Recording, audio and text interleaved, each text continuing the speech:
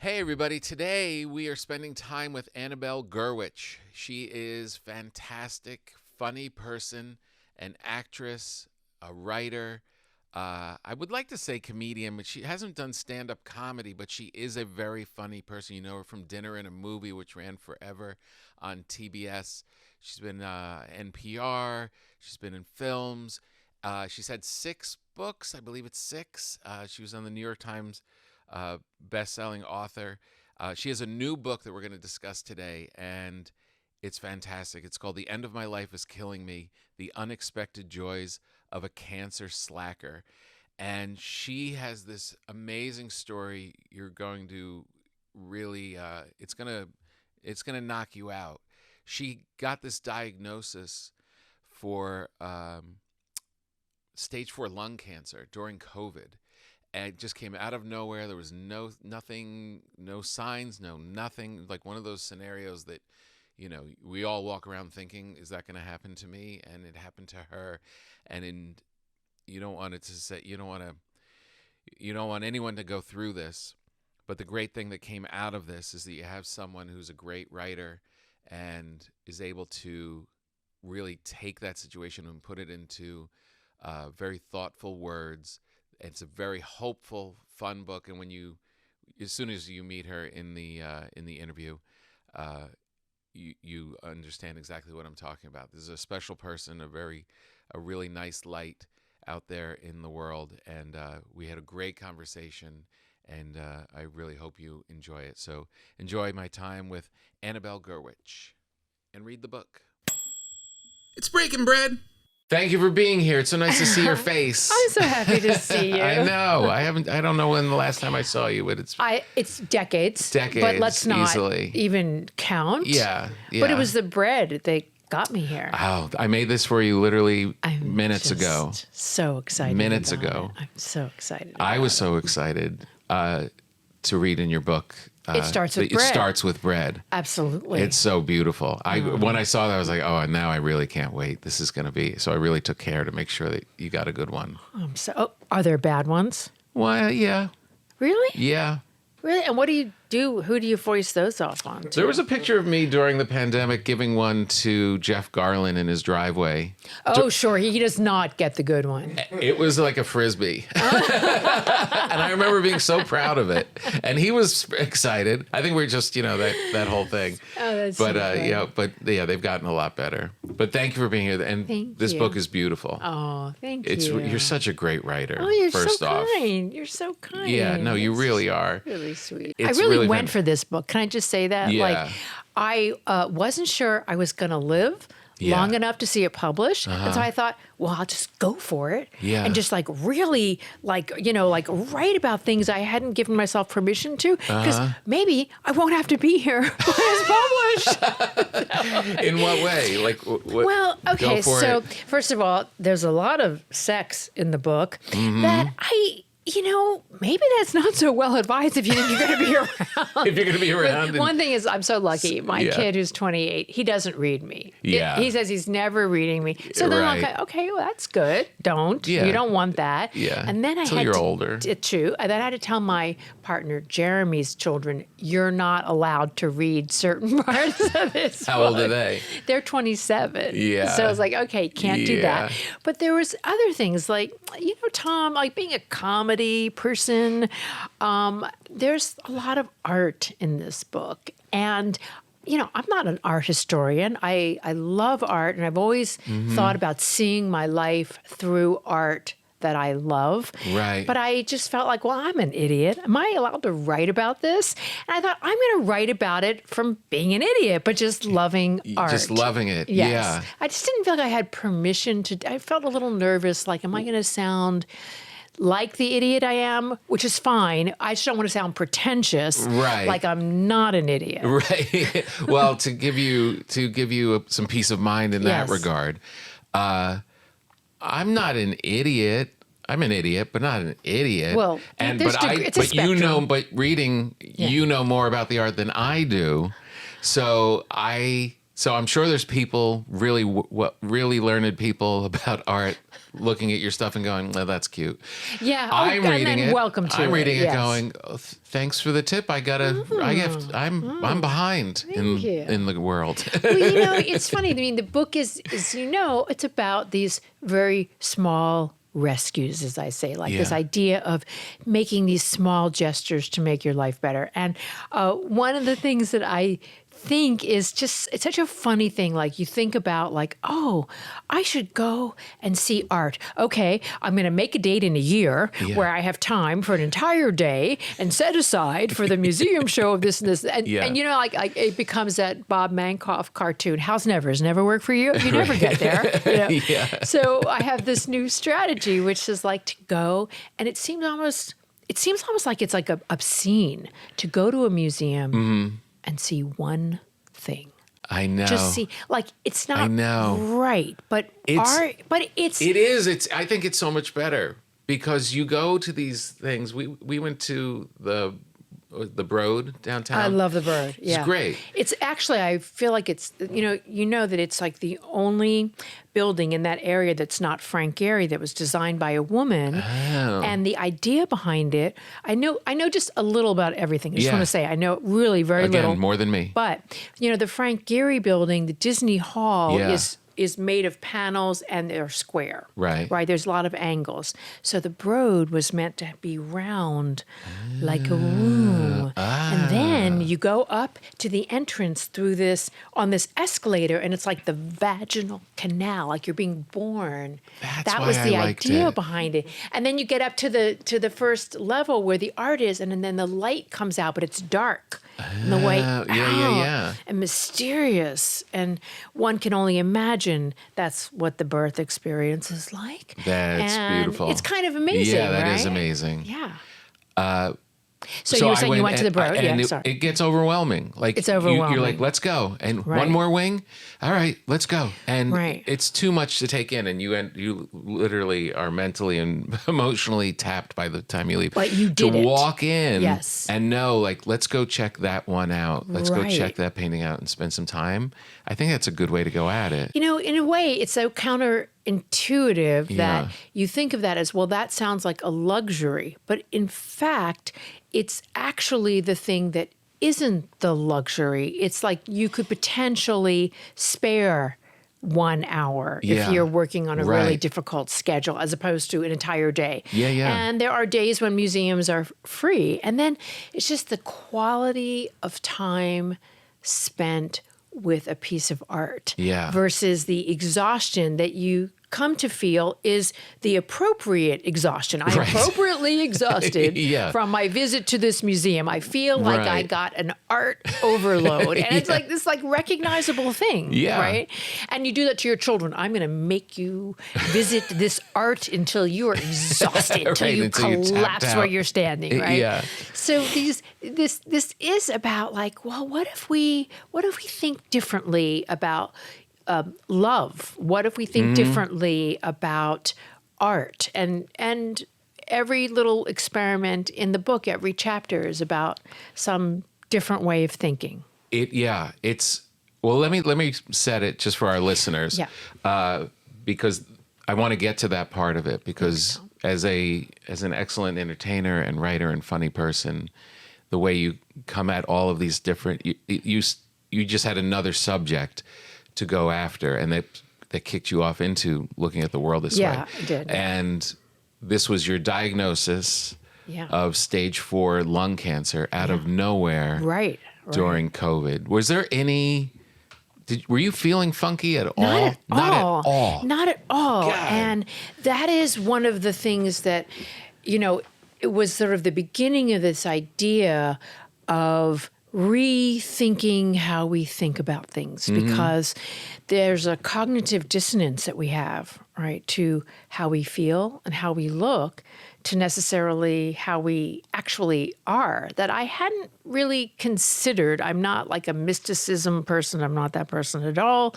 But this idea of, and so the idea of like, oh, you can think your way into things. This is not what I mean. But like, I just thought I knew based upon how I felt and how I looked, and also going to the doctor every year. But there are things that can go wrong, and, getting a diagnosis of stage 4 lung cancer, it happens to be the kind that I have is undetectable by the immune system until you're really wrecked. And so, so you can have this and your body just doesn't know it. There's no clue. You're just living your life. You're good. You're solid. And you go for a COVID test. I go for a COVID test, and I at an urgent care. Which we all did. You painted that picture so great after leaving Dodger Stadium. I remember, we were all just like, like scrambling. My friend knows a guy who has a shop. Go to that shop. You can drive up. You don't get out of the car. Right. And the thing is, like, this is where that kind of serendipity exists. And I totally believe we live in a random universe. I just happen to be in the right random of the universe, because if I had gone to Dodger Stadium and waited the wait, I wouldn't have gotten this x-ray that I got talked into because the doctor was cute. I thought he had a thing for older women. I thought he was flirting with who the fuck gets an x-ray at an urgent care if you haven't broken your arm? Yeah, or been shot. Or been shot numerous times even, because maybe not even just shot once. Yeah. I mean, this place is like next to an Olive Garden and a Ulta beauty place. This tiny little place. Why did he suggest an x-ray? Well, he said, do you have any COVID symptoms? We were, my son and I were just there because we were doing the COVID test because he had come home from college. Right. And so living the dream. Yeah. At home, quarantining with mom during a pandemic after graduating. It's just finally got out, and now I'm right back. I mean, we didn't have to do that, right? We got the launch into the world. It was really sucky for the COVID class of 20 and 21. Yeah. So, so we were just getting a perfunctory test, and I said, "Well, I have a little cough. Like, who doesn't have a cough?" How long you had a cough? I just had. I don't even know. Just a little. I just said I had a. Wasn't even thinking. It was just like came out. If someone says, "Do you have any symptoms?" Well, my nose is. I don't know. Right, it was. I wasn't paying attention, and he said, "Well, you should have an X-ray." And honestly, he was just cute, which is clearly the way that we can solve all of our health problems. Every urgent care should have a really cute doctors. Yeah, like people will pay attention. Yeah, absolutely. So, because I had this for years and I didn't know it. How many do they ballpark? They don't even know. No idea. Because then they would know how fast it progressed. They don't actually know. I'll never know because there was no reason to ever have. And actually, I never felt anything. And then he read it wrong. He read it wrong. He said, "Go on your way." You're good. My car broke down on the side of the 2 freeway, not even a better freeway. Yeah. Like it was like an inconsequential freeway in LA. Like it's sort of like being a D-list actor in LA. You're on the 2 freeway. The 2 thought it was going to be big. 2 thought it was going to be big. But then nothing, right? The 2 leads nowhere exciting. It's like a lost highway. And there's no traffic. Zombie apocalypse. It's COVID. Car breaks down. Now we're in a Tarantino movie. I mean, it goes from one movie horrible genre to another. And then the worst movie genre, the disease movie genre. I'm laughing at this now because it was just so absurd, right? Yeah. So that I'm with my kid. The doctor calls and he says, "Are you alone? Do you want to take this call separate from your son?" And I just said, mouth to my son, "Still got it. This is it." I'm like, he's hitting on me. He's totally asking me for a date. And then he says, "I read the wrong results." It's just so shocking. Shocking. And when I describe what happens next in my life that gets me to the point where I'm trying these frameworks for thinking, because I got this reprieve from death. I still didn't have symptoms of this disease, But it was like there's this word in Spanish, zozobra, which translates to mean shipwreck and can mean like shipwreck of the soul, right? I couldn't even, I lost confidence in my ability to walk, not because I was sick or had symptoms, but felt like everything had been washed away. Yeah. In that instant, I was speaking at the wrong speed. I was calling my son. I would go to the grocery store, which I walked to from my house in Los Feliz, and I'd be 2 blocks away, and this makes me cry. I would call and say, "I'm lost. Can you come and get me?" Wow. Like I was like 5 years old. Because everything you knew, you thought you knew, was wiped away. It was like my neighborhood had shape-shifted, my whole sense of myself. It was like a complete Peter Sellers in being there, like wash of like Chauncey the gardener, like total view of the world of like leaving the garden and being in this unknown. You know, it was so crazy. What was so eerie about it was what you're describing at that time, we all went through. Yes. All of that loneliness and isolation, and we all thought for a minute there, like this might wipe us all out. We were wiping off our groceries. We all did that COVID thing, which you describe and we can relate to. Then you throw this other layer on top of it. So, how they weren't just taking you to the grocery store in a wagon, I don't know. There was a chance at that. Yeah. There was like a real chance. I thought I was losing my mind because it all seemed totally surreal. And the only way I can describe it, because this is what I go to, is like, oh my God, I'm living and waiting for Godot. My life has gone Samuel Beckett. Yeah. Like when your life goes Beckett, you're in trouble. Right. Like it was just totally absurd. Even Beckett didn't understand it. No, it was totally absurd. And there were these 2 lines that kept playing over and over in my head from this play of his, which I can't go on, I'll go on. And I would repeat those. For some reason, that just like popped into my head of this play. And I had this sense that like these 2 sentences, which were separated by a period. I can't go on. I'll go on. Had like the space had grown between them. This is how I felt. Like, how can I get from one sentence to another? How am I going to move forward in my life? It's COVID. I have this deadly disease hanging over me. It was truly amazing that I probably would have ended up like in some sort of ward in a hospital if they had been open, but they weren't. But they weren't even open. I couldn't even go away for like the mental health retreat. Yeah. Did you feel? I mean, you describe a couple moments of laid out on the grass and but did you feel like that you were losing your mind? Like, did you feel like, oh, this is what it means to lose your mind? Yeah, I did. And in some ways, there was like this almost mania of elation.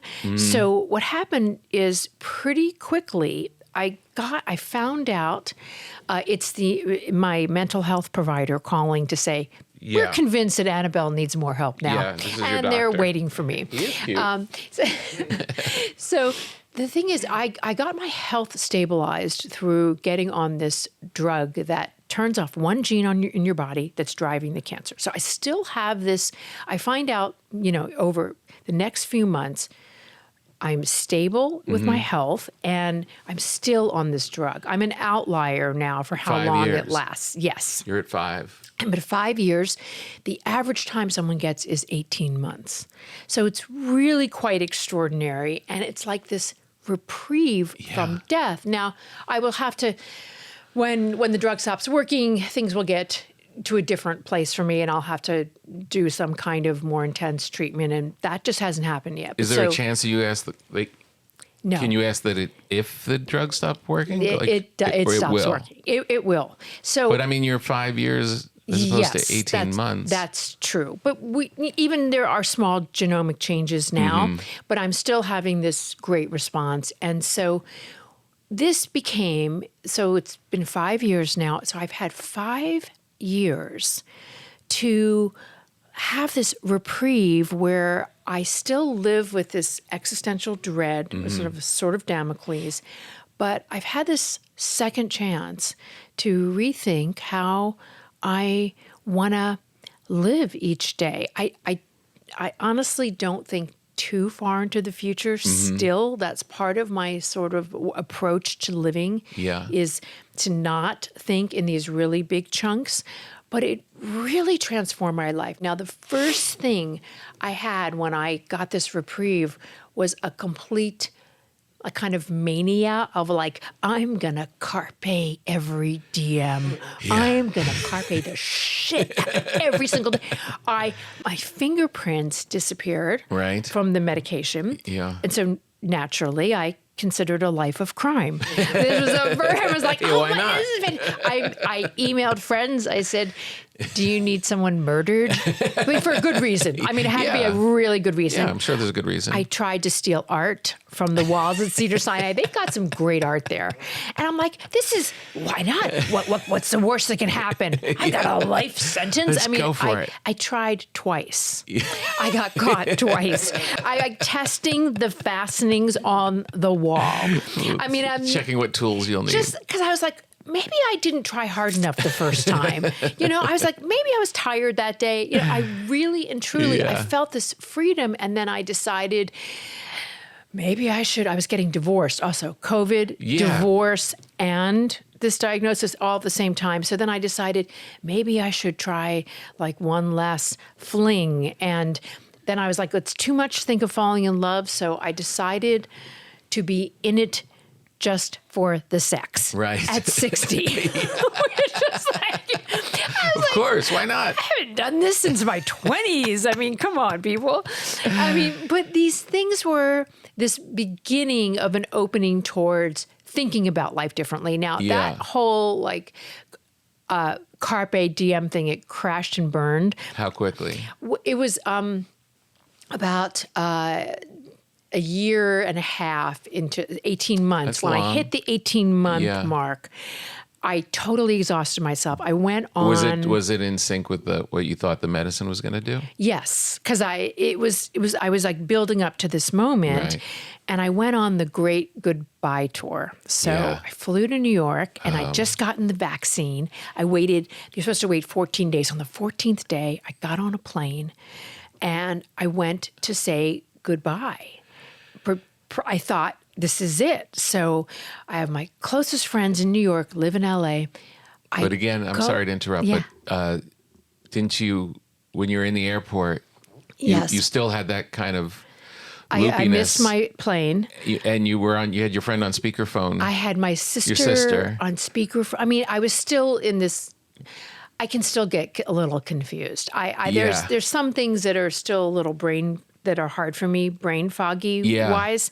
And this is not a physical manifestation of what you have. This is literally the mental reshuffling. It's a mental thing. And also maybe a little bit of the medication I'm on, which is pretty strong. Everyone gets a little bit of brain fog, and certain things are hard. Like writing is not hard for me, but navigating the world is sometimes hard for me. So you get on a plane and get to New York. To get to New York, I spend a day with each friend meeting.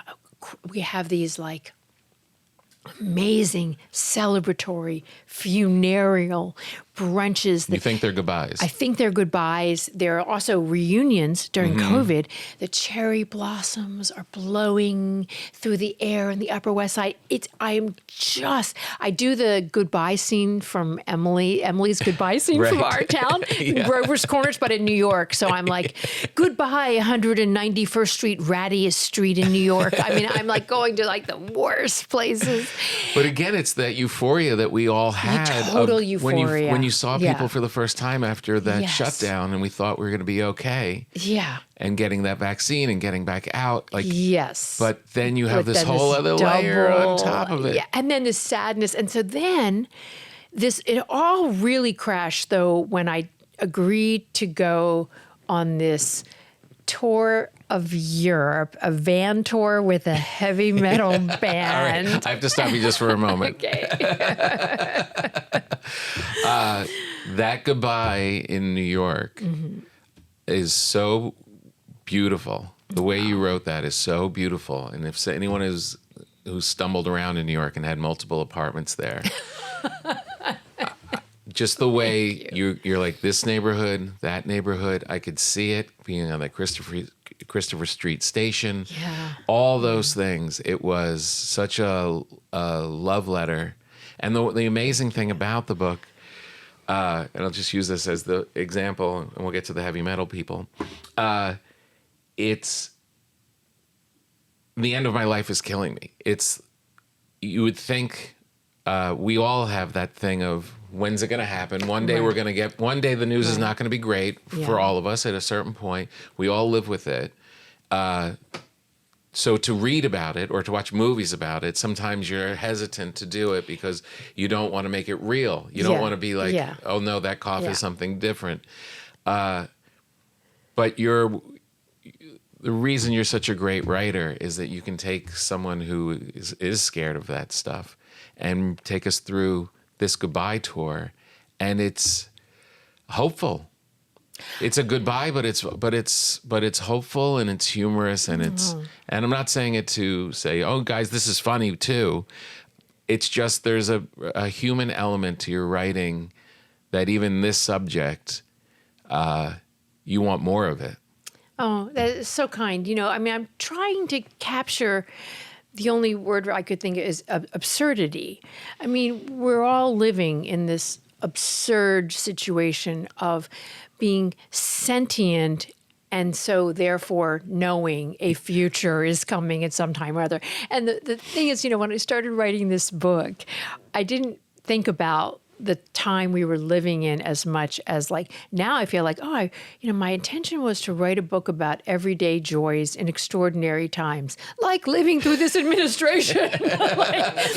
where you, the onslaught. The same approach for how do we survive our time right now in this, administration and in this world, I think is the same approach I'm writing about, which is, if you want to be engaged in life, you can't then just, like, what's tempting when there's something extraordinary happening, and I mean extraordinary, and I mean in the terrible sense of the word, right, is to close down and shut down. So I know there are some people whose reaction right now in the world is like, okay, I just can't, I'm just going to go into this bubble. Yeah. But if you want to stay engaged, and I want to stay engaged in life. I want to stay engaged and outwardly focused. How do I do that? Well, the world feels like I'm being assaulted all the time. And my own, health situation can feel like an assault because there's news that will come in, and I know the news is going to come and it's not going to be good. Right. So what do you do? If you try to live with that knowledge, then you're not going to end up being like, oh, it's puppies and sunshine all day. But maybe it's puppies and sunshine for like an hour a day. So to try to find these moments of joy, it's funny. Like when this book was not what I thought it was going to be when I set out to write about it, because my whole approach changed. I started out with this, I'm going to hit everything really hard, which is how I ended up saying yes to travel with the heavy metal band around Europe, because I had just started sleeping with their manager. And when he invited me on this trip, I thought he was saying, do you want to go on like a bucket list trip to Europe? Yeah. Because I said yes. And then he said, oh, it's with a heavy metal band that I manage, and I'm saving them money by driving the van. A van. And you can come if you'll sell merch. And I'm like, wait, I saw this movie. This is Almost Famous. And that character did that when they were like 19. Yeah. What? But I honestly, first of all, I didn't think this would actually happen. Yeah. So when I agreed to do the tour, I thought, okay, this is never happening. I'm just like, sure. And then I also had this fantasy of, like, he said, we're going to the Netherlands to this music festival. And I'm Googling spas. And he's sending me pictures of tents. I'm like, wait, tents? porta potties? Wait, this is not I'm thinking. Yeah. And then the day actually arrives when I'm going to go on this trip, and I still don't think I'm going to make it because, first of all, I entered the wrong name of the that direction thing. The Uber's going to the wrong airport. I'm just like, I get lost in the airport. I actually didn't write this in the book, Tom, because I thought people are going to think it's too much. I got lost in the airport, had to call another friend who Googled the map of the LA airport for me. Oh, the LA side. The LA side of it. I mean, Netherlands, I'll give you. not even the Netherlands. I'm in the LA airport that I've been in for 30 years, and I get lost, and I think I can't get to the flight. I just keep thinking it's not going to happen. When I land in Europe, it suddenly hits me that I have not managed to change my cell phone service to get international service. My phone carrier doesn't have it anyway. I'm an idiot. My phone service is like this woke phone service that contributes to good causes but has no cell towers. There's a price to pay for that. There's a price to pay. So I was off internet, off my phone for an entire week, riding bitch, which means sitting on the hump between seats because I'm the most inconsequential and smallest person. That's where the merch goes. Yes. And, the band didn't just not pay attention to me. They were actively ignoring me. Oh. But you see, it turned out to be so great because we think when we are going through something really difficult, and it's not to say that it's not nice to be coddled sometimes, but what was actually the gift they gave me is right in the book, I sold $1,400 of their merch, and they gave me the gift of indifference, which is something I never knew I wanted, right? I mean, Why totally. did you want it? Because their indifference to me meant for 1 week, it was my first window into not being a person with this terrible disease hanging over my head. No one cared about me or what I was going through. They were on a tour they hoped would change their lives. Yeah. They were 27.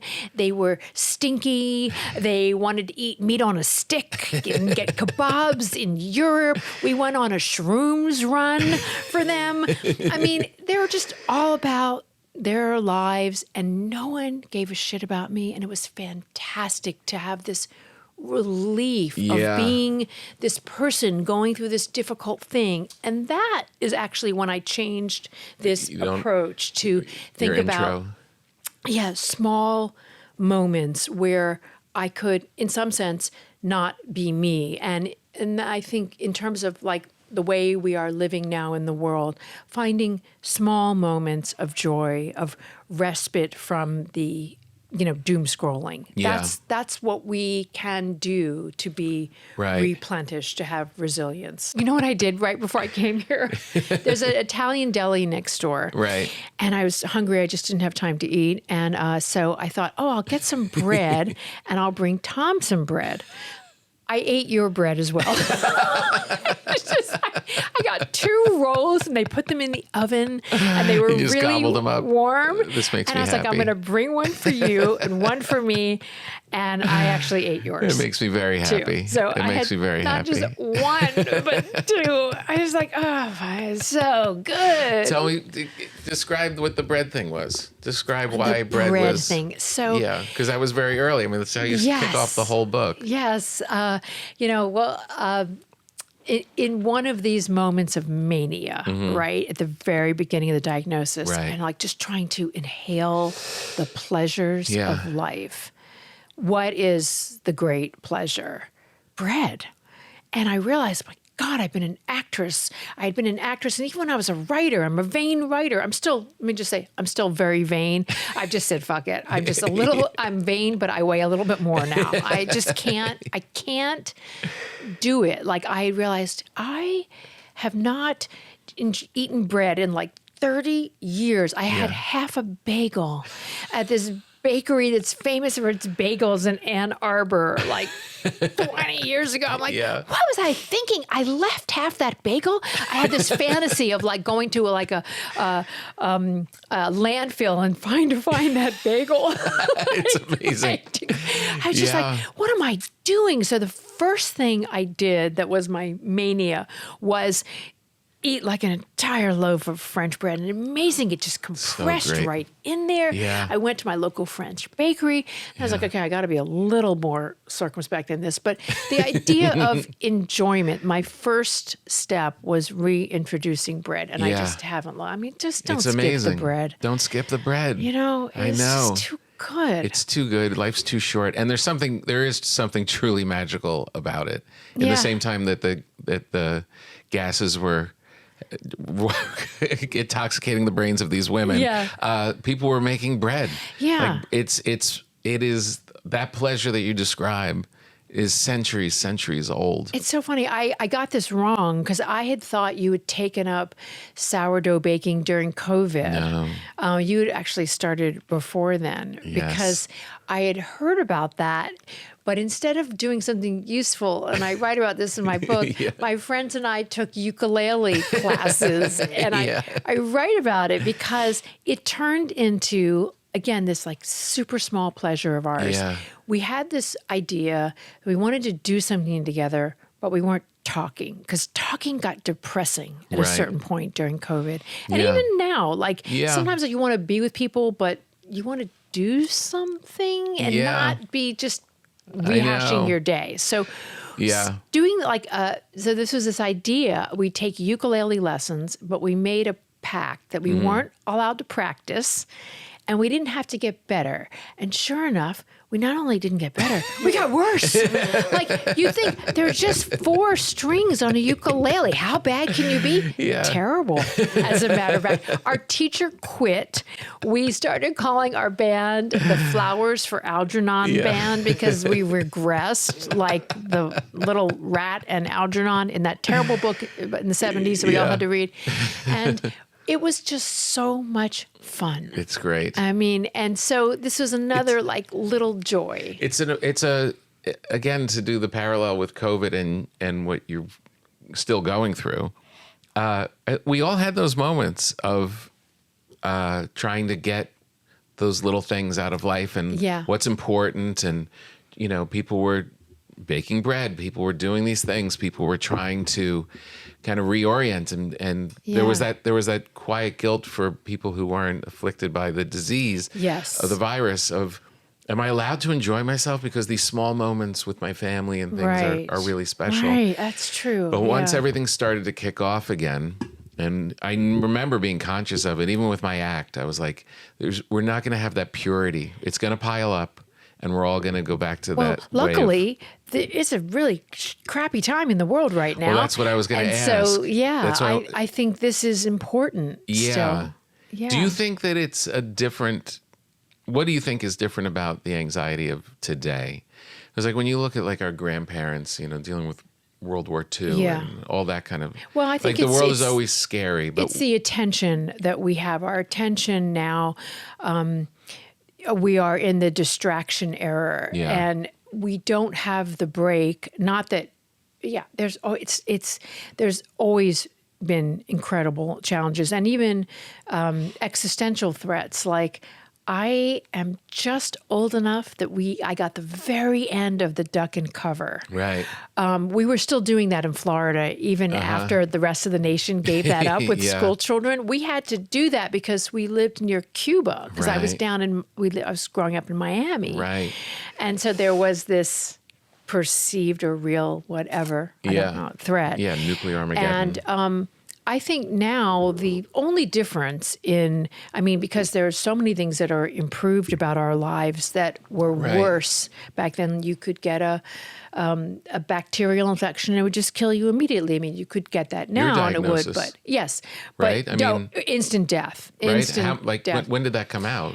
This drug started to be developed in the early aughts, but it wasn't standard protocol till 2017, and everybody died. No one survived this. Man. So it's pretty amazing. It's really amazing. new. But in terms of the world, I think really the difference is the 24-hour news cycle and the sense that you cannot get away from it for 1 second, and that we are keenly aware of every single disaster, man-made and natural, and so it can nonstop. and it competes for our attention. And the thing you were saying earlier of like you don't want to just go in a bubble and pretend it's not happening. Right. But now you have to. Well, if you didn't open up your phone, you wouldn't know this stuff was happening. And Well- then if you have empathy, you feel like, well, then I should check in. Right. And then you end up a crazy person. It's crazy making, and so Yeah. the idea of trying to manage it, though, I think, one of the things I do in the book, I write about books that I was reading while I was writing this book. In the end, I have a little list, and it's not only about direct quotes, but also about just ideas. And Yeah. and I did this because I think there's just so many great sources of, like go to the source. No, don't just read me. But Yeah. I was reading a lot of Jenny Odell, who wrote How to Do Nothing and How to Stop Time, I think is her second one. But she writes about the competition for our attention and the distraction era that we live in, and trying to manage that. Yeah. And I think, without being that person who says, because this isn't also an action to say, well, I remember when, Yeah. we would have to make up stories at night because there was no internet. The news was a half hour a night. Yeah, but to actually try, and it's really hard. Let's just really say it's hard. really hard to just like turn your phone off. I just moved it's just Instagram from hard. my opening page to the 4th page. I have to swipe 3 times to get to Instagram. Yeah. That is literally had an effect on my Nervous life. system. It's just jangling. And Yeah. so, how do we counter this jangle, whether it's the news of the world or the news of your own health and whatever it is you're going through? Yeah. So this is my book, is this little attempt. And just, I wanted to write about things on different levels. I mean, there's a story about how this kind of thinking of like, oh my God, every action I take, my whole life depends on it. There's Yeah. a story about putting my laboring over this decision whether or not to put vintage wallpaper up in my house, because I'm like, I'm not a person who should be putting up expensive wallpaper. I have a death sentence hanging over me. And then I put up this wallpaper with the idea not that I was going to enjoy it for the next 5 years of my life, but that I would enjoy it tomorrow, just for one day. Yeah. And that's why I could only afford one wall of this paper because it's so fucking expensive. But it makes me really happy. That's so nice. That if you want a little taste of the book, that that chapter's up at McSweeney's, which is actually like one of my favorite chapters in the book. It's called Blossoms. Not like, oh, one of my favorite. Like they're also, but I wanted to go like that small. Yeah. What's the pleasure in one wall Yeah. of vintage wallpaper? As a writer, when you go through things in your Wait, life, let me just laugh for a second, Yeah. because I don't know about you, Tom, but I never had intended to be a writer. Yeah. I was an actress with no thought of writing, and so when you just said that, I was like, "Are you talking Yeah. to me?" I've written 6 books now, and I've written for a lot of publications. no, but you're it's a great still, writer. Well, that's You very are a kind, but great it still writer. kind of makes me laugh. 'cause, Yeah. but there's a thing that happens in that change from being Yeah. the actress running around and Yes, no and one starting to write. knocks on my office door at home and says, "Do you have time to try on a cute skirt?" right. Which I really loved. Just like, I really loved being an actor and like doing the great works of Shakespeare. I liked trying on cute skirts. Right. I just like, it was What do you think about fun. this It hair? was really fun. Yeah, it was really fun. New lipstick, yeah. There's an isolation to writing, Yeah. and you start to you have to be alone. It's actually the opposite of what you're trying to do as an Yes. entertainer. Yeah. And the more you're alone, the more you're analyzing your own thoughts, and Yeah. and when you go through changes in your life, or you get further on in what you're writing, how many books you've written, you start to, you almost need a pause between what's happening in your life and the next book, because Yeah. you have to kind of digest it. You really didn't have time to digest this. Well, the funny thing is that's true and it's not true. I was ready to, I thought, and I wanted to publish about 2 years ago. Okay. But that 2 years ago. It was going to be a different book. It was Yeah. going to be a book that ended with the trip with the band. And that book was a book about making peace with the idea of dying. And then it takes me longer to write now. And then I was writing these new pieces about making peace with living after thinking you're going to die. And so then the book changed, but there's really, and it's true, there's some material that's current in there. But it was this is the danger, like how much time passes, time plus tragedy equals comedy also. That's a rule. But in this case, I lessen that a little bit. Yeah. I try not to make assumptions about where the future goes in this book, but the book ends with something that I felt was a good landing spot, and that was, part of my trying to recapture my own attention from the world of the screen. Yeah. I write about looking to the ancients not only for bread, but to Greek mythology. Yeah. And so I felt like whatever happened in terms of time in my life that I was writing about, I end on the book about contemplation of, and it's hilarious, of Daphne and Apollo. I just want to mention, it's because I'm like, oh my God, is this funny? No, but it's thinking about who Daphne was in Greek mythology. And there's this really interesting little bit, and let me just say, I really don't know very much about this, but I did study this one thing enough to write about it, at least 3 pages in a book.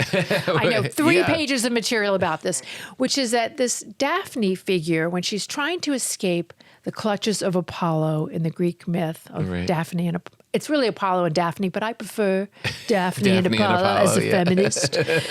But she is the only character in Metamorphosis, in Ovid's Metamorphosis, who exercises agency in her transformation. It's all a book about transformation. She cries out to be transformed into a laurel tree. And this really stayed with me. And when I think about her, is like, instead of looking to people, the Real Housewives or whoever is on Instagram these days, I think, to look at Daphne, this figure who is rushing from danger and accepting change, metabolizing transformation. I thought, well, that's an ending that isn't, even though I'm writing about like what's happening in my life, I end on Daphne and sort of using her as a role model, because that's an eternally, I think, inspiring idea. Right. And in fact, on my book cover, which is not Daphne. Which is so great. Who did the cover? Someone at my publisher, Grassa, I think it's Tika. No, Tito, Grassa Tico had thought of this. So the funny thing is that I'm terrible at book covers.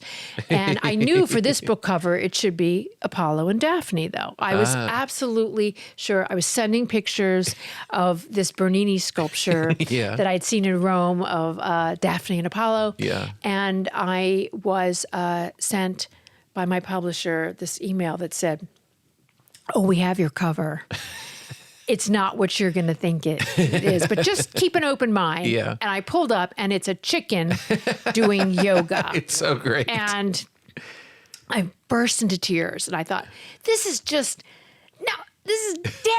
What the fuck? What have you done to me, my high art? And then I thought, oh my God, this is what the book is. It's about the absurdity of life. You think you want Baroque art. Life gives you a chicken doing yoga. And so I did exactly what I didn't think I wanted to do, which was I emailed back, Yes, it's great. I love it. When I thought, well, you're ruining my life. That's great. And now I love it. Although my son and I have this ongoing debate. You can weigh in here. Does that chicken need pants? Is that chicken a little exposed? Well, your son's 28. Yeah. Yeah. I could see him. I could see 28-year-old version of me saying that. I'm not thinking that. No. I'm thinking about mortality. I'm thinking about it. Okay. Yeah. Okay. No, I think not worrying about no. the. If the kids start picking up the book, they might ask that question. Yes. But, Well, no, you know, it's good. so that's how I ended up with the cover. But that's how I do. I feel like I'm sort of skirting the issue in terms of like how, where do you end? Where do you end a book? Where do you start a book? These are always the really big questions. Right. Because you don't want to box yourself into something you haven't thought about enough. Mm-hmm. And I also thought, because I know my life and experience will change, that this would live as a book, as a chronicle of this particular experience of reprieve. Mm-hmm. And I was hoping that I would get to write the whole book before things in my health changed, because I felt like that would be a different experience. And then I had to think about that. And I thought, well, if that happens, I'm going to still end with this experience, because I think those are very different kinds of things. And so this is a book, and it is about a long game of like dealing with something that's a continuum. It doesn't have a beginning, middle, and end. I'm not like, and now I'm cured. Yeah. And so now I'm going to move on. No, I live with this. So it's a book about how to keep some joy in a long game. And then if I live long enough for another book, I don't know that I want to write that book, because I've read a lot of books about, I don't know, coming suffering through. I mean, Christopher Hitchens did a really great book on mortality. This is a book about strategies for living. So I don't know if I might just take up bread making. I could help you out. I can get you some starter. Great. It'll be great. Have you hung on to being able to dismiss petty grievances? Oh, God, no. I feel petty grievances are like my core value. Are you kidding me? No, it's funny because I think, there's a sense of like, oh, I am a saint now. Right. I'm a saint in being, and cancer's a teacher. And, I just hate all those things. I think petty grievances are what make life fun. In fact, my favorite kind of petty grievance is about something I know nothing about, right? Like my favorite split-second judgmentalness is to hate things I know nothing about. Like, ask me about like the movie Hamnet. Didn't like it, didn't see it, but you know what? Like, it's so popular. I also like to take on things that everyone else loves, because I'm not punching down. Right. I'm punching up. I have a rule in comedy. They need to be knocked down a peg or two. Punching down is like a no-go for me. Punching up, sure. Everyone loves Hamnet except me. It's just too. I've seen the poster. People like it too much. People like it too much. I'm suspicious of it. I just know that I'm just not. I'm going to be disappointed. So screw it. Never seeing it. And I held out. That's good. That's good. Because no bitchiness, judgmentalness, being angry at usernames and passwords. Oh, still so angry about it. Yeah, I'm sticking with that. All right, good. Giving someone the finger on the freeway where they can't come and road rage you, but yelling at them, sure. In the safety of my car, absolutely. Yeah, I'll take it. Yeah. This might be a strange question, but okay.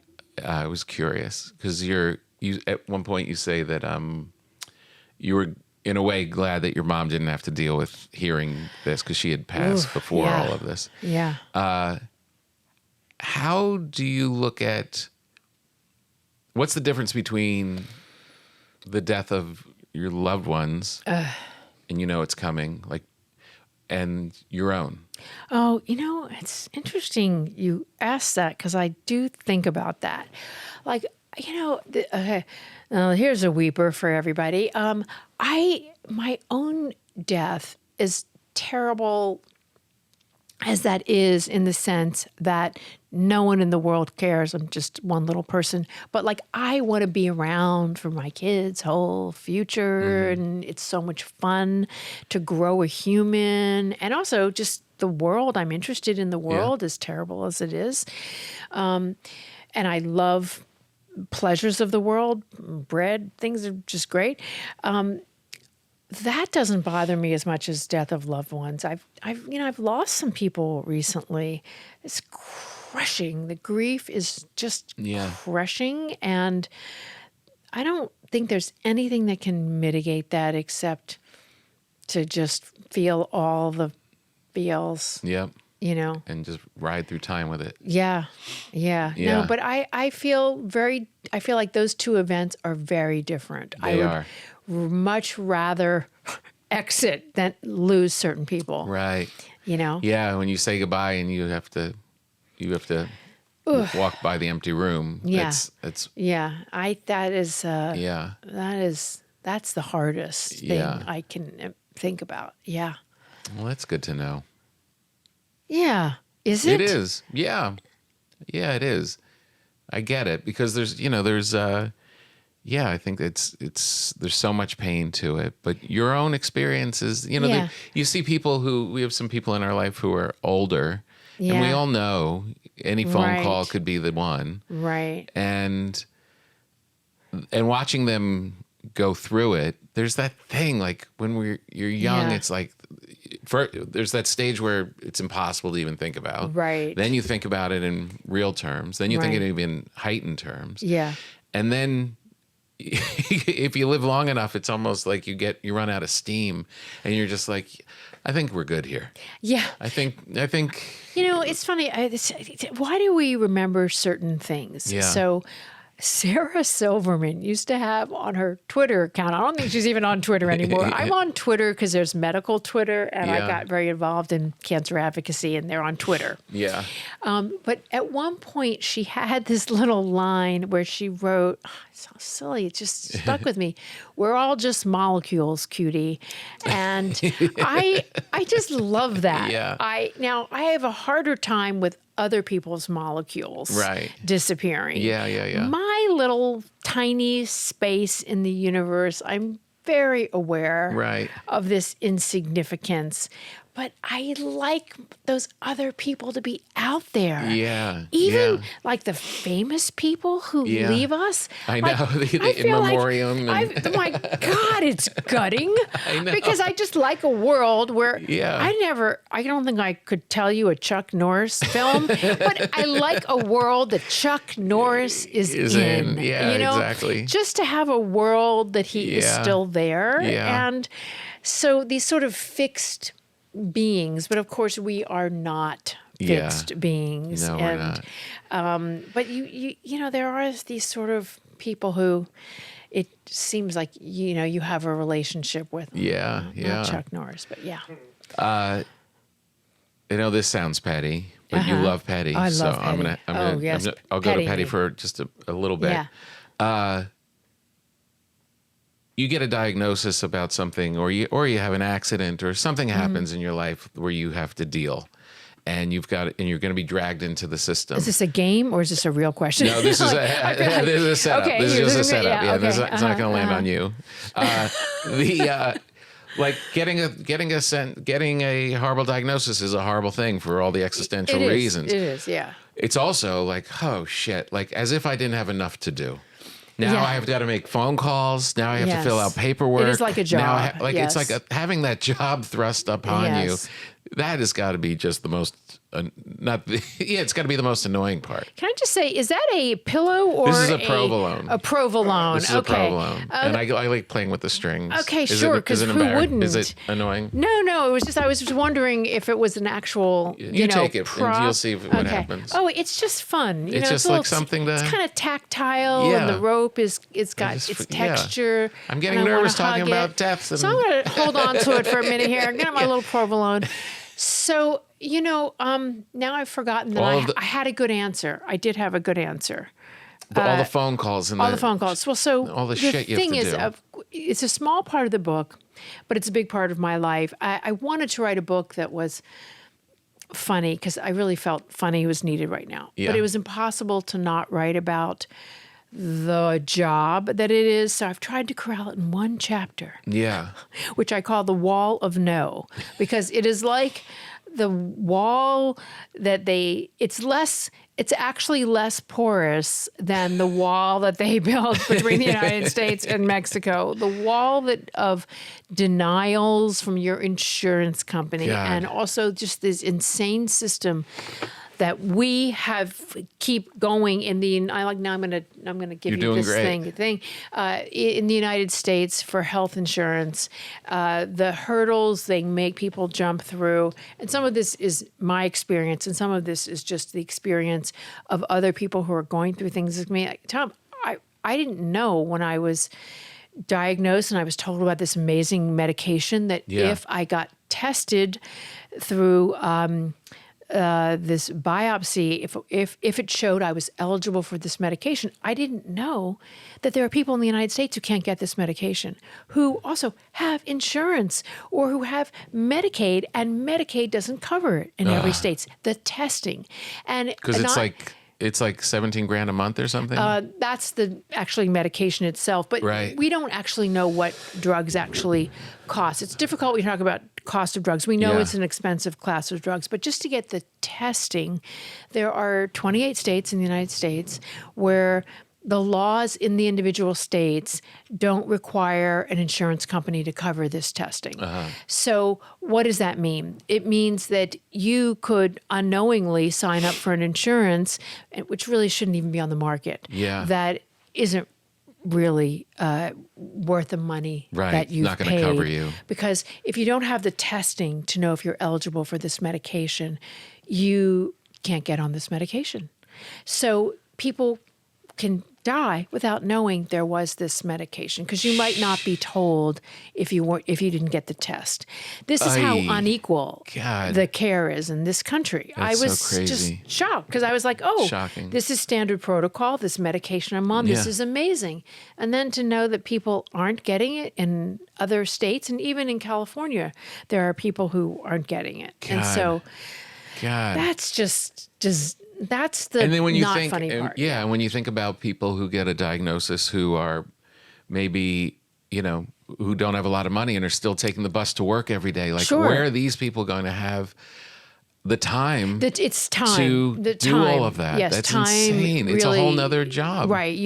I do a lot of advocacy in the cancer world, right? So I work with oncologists and researchers on giving feedback to their research, but I also meet with people who are in treatment all over the country and actually all over the world. It's really one of the amazing things, and this makes me so happy, is, I'm, like I said, a little bit of an idiot, definitely an idiot in science. I was a C- science student, but I've managed to learn a lot about this science, because when people talk to me about science as a story, I can understand it. Right. I just don't know why I ever had to learn the periodic table. Right. Like, how many people in life need to know that, right? Yeah. But so I meet people all over the world, and the United States has so much more inequities than other Western countries. Yeah. And like, I was in South Carolina, and I was at a patient summit, and I'm talking with someone who works as a waitress in a golf club, and she makes drinks off the back of a cart. She actually loves the job. Yeah. It's a very social job, and it's a stable job. She's in treatment, and I'm like, how do you do this? Yeah. I will spend an entire day on the phone with denials of insurance claims or something that was misprocessed, or once an insurance company took $4,000 out of my account accidentally, and I weathered that. But that could wipe someone else out completely, entirely. And how do you have the time when you're in treatment and you're working as a waitress on your feet all day? We just horrible. Don't have compassion for people in this country, and it's such a shame. Yeah. That list in the back of the book of like things you should do to plan, and is like, Yeah, I mean, just to get your stuff in order and just to keep an eye on stuff. It's while you're have the tsunami of the news. Right. And I think, when we say get your stuff in order, I don't mean just things like get wills and advance directives. No, I just mean like your daily care, where you're going to get your medication, and then your insurance policy changes, and then one day the doctor you're seeing is in network, and one day they're not. I mean, it's so crazy. You really do feel very Samuel Beckett waiting for Godot. Yeah, it really is. It's insane. Really insane. I love that you're still alive. Me too. It's really great. I feel pretty good about that. Yeah, it's pretty great. Of course, I haven't made it home on the freeway today. Well, so, yeah, here's the hoping. Here's the hoping it's fast. What do you call it in the book about the other ways to die? Double die. Double die. Yes. Well, there's double die. The thing is that when you get this diagnosis, people do say weird things to you. Yeah. And they don't mean to. Right. First of all, they say to me, even now, like, are you sure you have cancer? Right. Like, I would know. Because you don't look too cancer-y. Okay. And then there's always someone who loves you so much that they feel they need to remind you that actually, they could get hit by a bus today. And no one wants you to say back, well, I could also get hit by a bus. So it's like, I'm going to double die. Right. My chances of dying are doubled. Yeah. Like, you want people to hate you? Say that. Yeah. But it's hard because people don't know what to say. And actually, I have some advice about that. If someone comes to you with really bad news of any kind, I now say, well, that sucks. Just leave it at that. That's terrible. That really sucks. It's so much more comforting to just have your terrible news affirmed, right? Than well, maybe I have a solution. But you could get hit by a bus. Yeah. Just no. Let me live with this. Let me feel this. It sucks for a minute. Yeah, it sucks is actually the right answer. Yeah. And it's so simple. Yeah. Oh, well, I don't know how to wrap up. By just saying that it's really funny book. Oh, well, the book is super funny. Come out and see me. Where are you going? I'm going everywhere. You are? That people will have me. Yeah. I am going. Do you tour by yourself? As opposed to have like a manager or somebody that goes with you? No, it's me. But actually, what I'm doing on this tour, I'm calling it. It's so crazy because I'm starting tomorrow. Tomorrow.